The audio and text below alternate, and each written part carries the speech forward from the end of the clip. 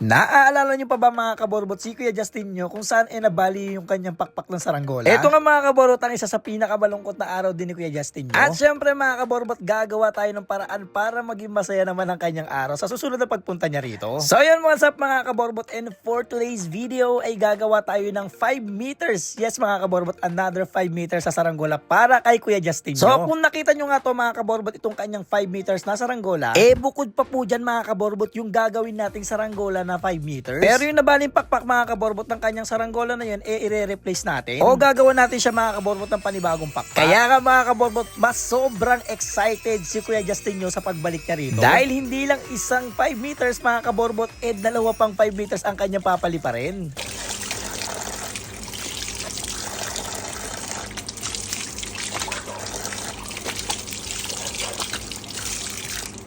Bale, sinabi ko nga pala mga kaborbot kay Kuya Justin nyo na meron akong 5 meters na kite shirt. At sabi ko sa kanya, bibigyan ko na lang siya ng kite shirt. Para kung sakali mga kaborbot na masira yung kite shirt niya, meron siyang gagamitin. Pero ang sinabi nga ni Kuya Justin nyo sa atin mga kaborbot, paano kung gawan na lang natin ng panibagong kite frame? Kaya eto nga mga kaborbot, gumagawa tayo o bumubuo tayo ng panibagong kite frame. So ito na mga kaborbot yung ating progress. Yan. So kung makikita nyo mga kaborbot, yan. So nasalpakan na natin itong ating carbon.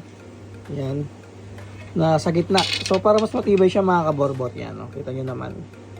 Yan. So ipapolish pa natin yan mga kaborbot para puminis yung mga kaborbot. Na kung gaano kakapal yung ating shoulder na gagamitin mga kaborbot. Para kahit sobrang lakas talaga ng hangin is hindi talaga siya masisira mga kaborbot o mababali. Yan. So ito ay susukatin na natin dito mga kaborbot itong ating shoulder. So medyo makapal-kapal pa yan mga kaborbot. Medyo matrabaho yung gagawin natin dyan. So yan mga kaborbot yung ating step by step. Mga kaborbot, kaya abangan nyo mga kaborbot kung paano ba natin makikitang nakangiti ulit si Kuya Justin nyo pag dumayo ulit siya rito mga kaborbot. So yan, so ginagawa natin yung best natin mga kaborbot. Yan para kay Kuya Justin nyo. Kasi isa talaga mga kaborbot sa nakikita ko na sobrang inspired talaga mga kaborbot pag nagsasaranggola si Kuya Justin nyo. Kaya yun, nakikita ko yung sarili ko sa kanya. Kaya yung mga kaborbot, tinutulungan natin siya. At sabi ko sa kanya, empanada na lang yung ibayad natin dito sa ating labor cost mga kaborbot. Kaya yun. So alam natin mga kaborbot yung pinagdaanan ni Kuya Justin nyo para makapag-ipon lang sa pagbili ng ganitong saranggola. Kaya ginagawa natin yung best natin. At yun, sabi ko kay Kuya Justin nyo, empanada na lang yung ibigay sa atin para sa pagbuo ng saranggolang to mga kaborbot. Kaya shoutout kay Kuya Justin nyo. Yan mga kaborbot, pagpapatuloy na natin to.